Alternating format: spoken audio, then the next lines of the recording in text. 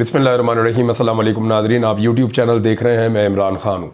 पाकिस्तान तहरीक इंसाफ ने इमरान खान साहब की क़यादत में बहुत सारे अजीब अजीब काम किए हैं। अभी एक केस चल रहा है मखसूस नशस्तों का सुप्रीम कोर्ट ऑफ पाकिस्तान में। उसमें पाकिस्तान तहरीक इंसाफ ने अपनी एक दरख्वास्त दायर की है। अब अगर आप इस दरख्वास्त को देखें तो ये टेक्निकली बड़ी साउंड है। यानी अगर मैं ये कहूँ कि इमरान खान ने एक तीर से कई शिकार कर लिए हैं तो ये गलत नहीं होगा।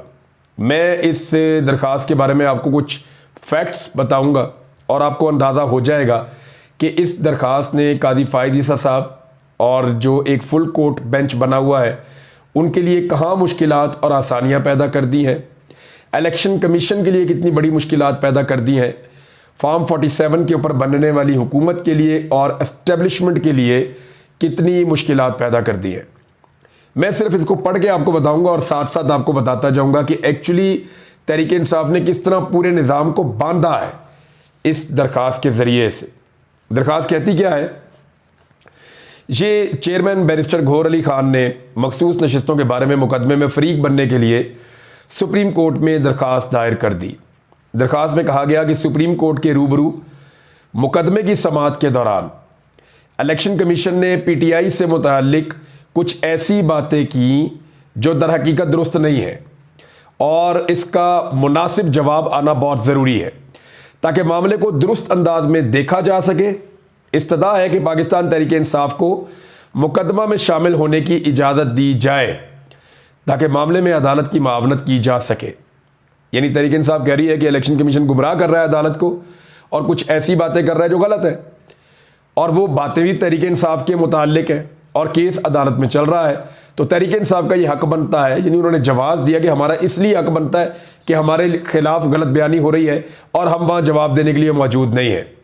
और काजी फ़ायद ईसा साहब ने टेक्निकली बार बार कहा जी तहरीक इंसाफ तो है ही नहीं हमारे सामने, तो फिर हम क्यों उनकी बात करें या उनके बारे में बात करें ही क्यों, या उनके बारे में फ़िक्रमंद होने की ज़रूरत नहीं है क्योंकि वो तो यहाँ मौजूद ही नहीं है।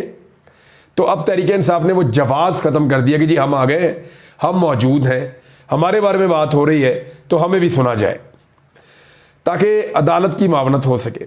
मज़ीद कहा गया कि इस सारे मुकदमे का दारोमदार आइन के आर्टिकल 51, उसका एक ज़ेली आर्टिकल है 6D और E इसके ऊपर है, और मज़कूरा आर्टिकल ये कहता है जिसके बारे में बता रहे हैं आइन का आर्टिकल 51 और उसका आगे ज़ेली जो आर्टिकल है 6D और E, इसमें यह कहता है कि सियासी जमातों को मखसूस नशस्तें मुतनासिब नुमाइंदगी की बुनियाद पर मिलेगी, यानी जो जितनी सीटें जीतेगा उस हिसाब से उसको मखसूस नशस्तें मिलेगी। कौमी असम्बली की तमाम नशस्तों को अगर 100% कहा जाए तो जो भी 40% सीटें जीतेगा उसको मखसूस नशस्तें भी 40% मिल जाएंगी, जो 70% जीतेगा उसको मखसूस नशस्तें भी 70% मिल जाएंगी। तो इसको कहते हैं मुतनासिब नुमाइंदगी। तो इस तरह मिलेंगी। आइन ये कह रहा है, आइन का आर्टिकल 51, कोई भी सियासी जमात दो तरीकों से जनरल सीट हासिल कर सकती है। नंबर 1, या तो पार्टी उम्मीदवार उनका बराह रास्त इलेक्शन के अंदर जाए और कामयाब हो जाए, या फिर मुंतखब आज़ाद अरकान कामयाबी के नोटिफिकेशन के 3 दिन के अंदर अंदर उस जमात में शामिल हो जाए।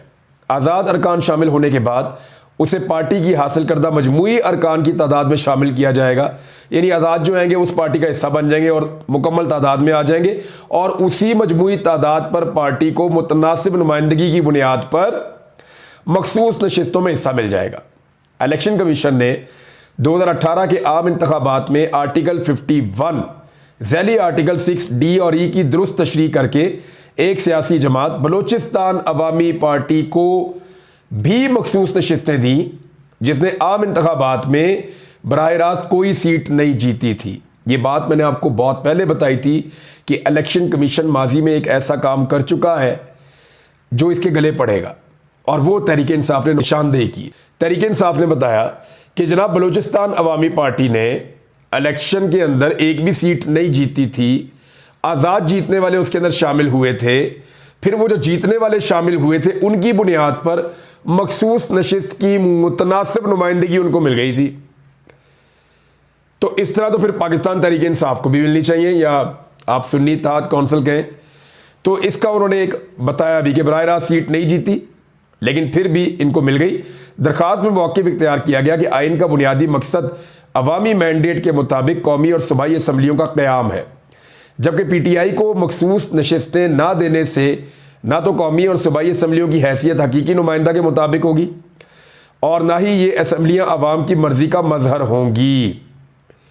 यानी जो जमातें हारी हैं इलेक्शन, उनको अगर आप सीटें दे देंगे तो वो तो अक्सरियत में आ जाएंगी और उनके पास तो बहुत ताकत आ जाएगी, और जो लोग इलेक्शन जीते हैं, जिनको लोगों ने वोट डाले, उनकी सीटें आप छीन लेंगे तो वो नीचे चले जाएंगे, ये बता रहे हैं।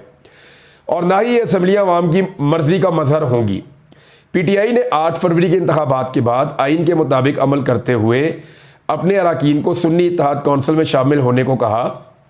PTI ने बार बार इंट्रा पार्टी इलेक्शन करवाए। ये सवाल बार बार उठाया जाता है कि इंट्रा पार्टी इलेक्शन क्यों नहीं करवाए। कादी साहब भी कहते हैं इलेक्शन ही नहीं करवा रहे आप इलेक्शन क्यों नहीं करवाते अपनी पार्टी में, कुछ जिद है। इस तरह वो बात करते हैं कि जैसे PTI ने कभी इलेक्शन करवाए ही नहीं।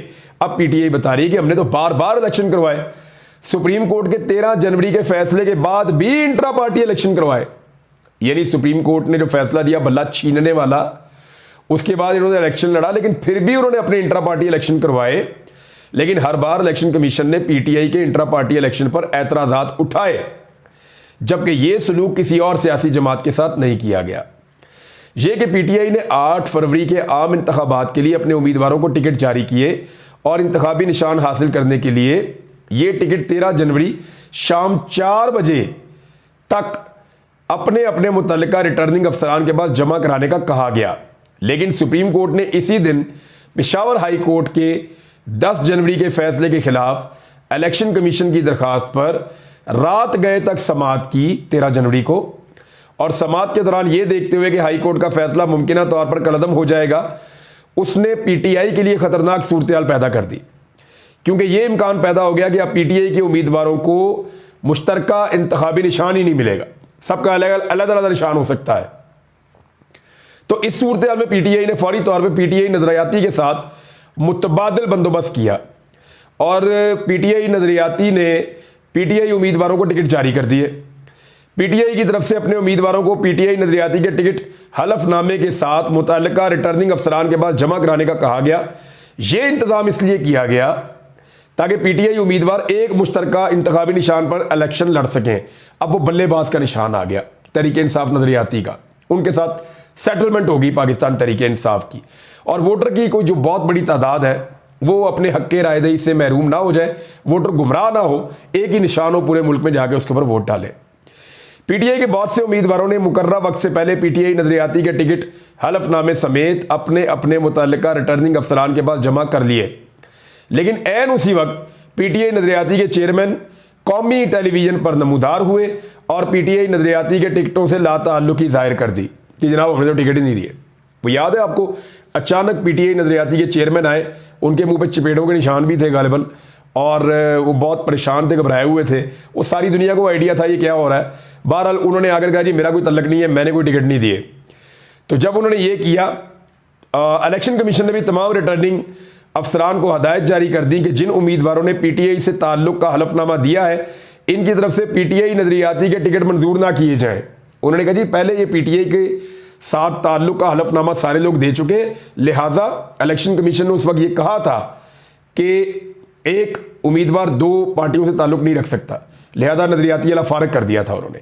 इलेक्शन कमीशन के खत के बाद PTI उम्मीदवारों ने नजरियाती के टिकट और हलफनामे वापस करके PTI के टिकट जमा करवा दिए। बहुत से उम्मीदवारों के टिकट रिटर्निंग अफसरान ने उनकी फाइल के रिकॉर्ड का हिस्सा बनाया और बहुत सारों ने नहीं बनाया, या इलेक्शन के जो एक फैसला सुप्रीम कोर्ट का आ रहा था उसके साथ उसको मशरूत कर दिया। इस दौरान इलेक्शन कमीशन टिकट जमा करवाने का वक्त बढ़ाता रहा और रात 12 बजे तक वक्त बढ़ाया गया, जबकि सुप्रीम कोर्ट ने रात 11 बजे मुख्तसर फैसला सुनाकर इलेक्शन कमीशन की दरखास्त मंजूर कर दी, जिसके नतीजे में तमाम रिटर्निंग अफसरान ने PTI के टिकट मुस्तरद कर दिए और बाज ने PTI के टिकट वसूल करने से इनकार कर दिया। PTI के उम्मीदवारों को आज़ाद करार देकर उन्हें आज़ाद उम्मीदवारों के लिए मुख्तस इंतसाबी निशान अलॉट कर दिए गए, जिसके नतीजे में एक कौमी असम्बली के हल्के की सूबाई असम्बली के उम्मीदवारों का सबके अलग अलग किस्म के निशान हो गए और PTI के जो उम्मीदवार हैं उनके लिए पहचानने के लिए मुश्किलात पैदा हो गई वोटर के लिए। लेकिन 8 फरवरी को पाकिस्तान के अवाम ने इन तमाम मुश्किलात के बावजूद PTI को वोट डाल दिए। अवाम के इस इज्तमाही रद्द-ए-अमल का असर यह हुआ कि इंतखाबी नताइज जब आ रहे थे तो 8 और 9 फरवरी की दरमियानी रात में शब खून मारा गया और फार्म 45 में जालसाजी की गई और कौमी असम्बली के कम अज कम 80 इंतखाबी हलकों के नताइज को तब्दील करके PTI के उम्मीदवारों की जीत को हार में तब्दील कर दिया गया। लेकिन तमाम हरबों के बावजूद तहरीक-ए-इंसाफ 91 नशिस्तें जीतने में कामयाब हुई। इलेक्शन कमीशन ने इलेक्शन रूल्स 94 और सुप्रीम कोर्ट के फैसले पर इंतजार करते हुए PTI के कामयाब उम्मीदवारों को आजाद डिक्लेयर कर दिया और मखसूस नशिस्तों के लिए आइन के आर्टिकल 51 झैली आर्टिकल 6 के मुताबिक कामयाबी के नोटिफिकेशन के 3 दिन के अंदर अंदर किसी सियासी जमात में शामिल होने को कहा गया।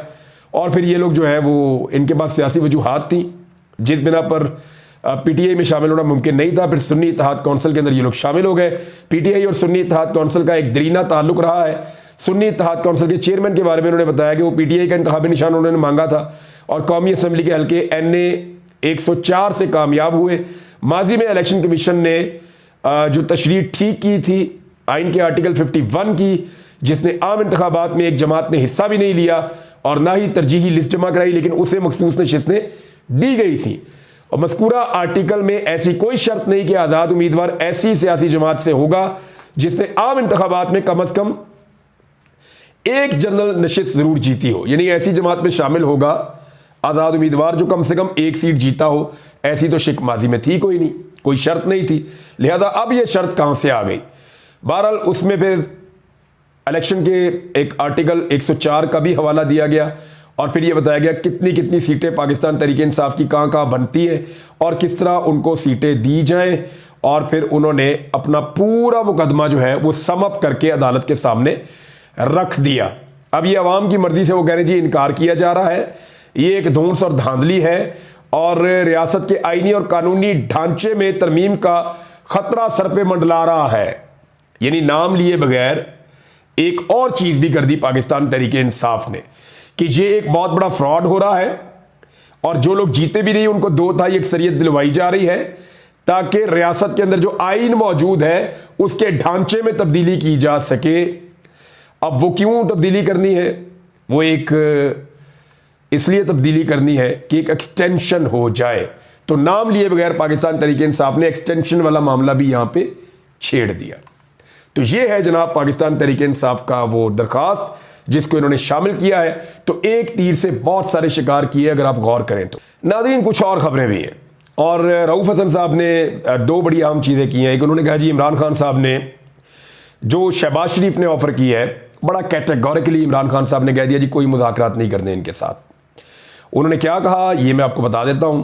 इमरान खान ने कहा है कि मैंडेट चोरों से कोई बात नहीं होगी, कोई डील नहीं करूंगा।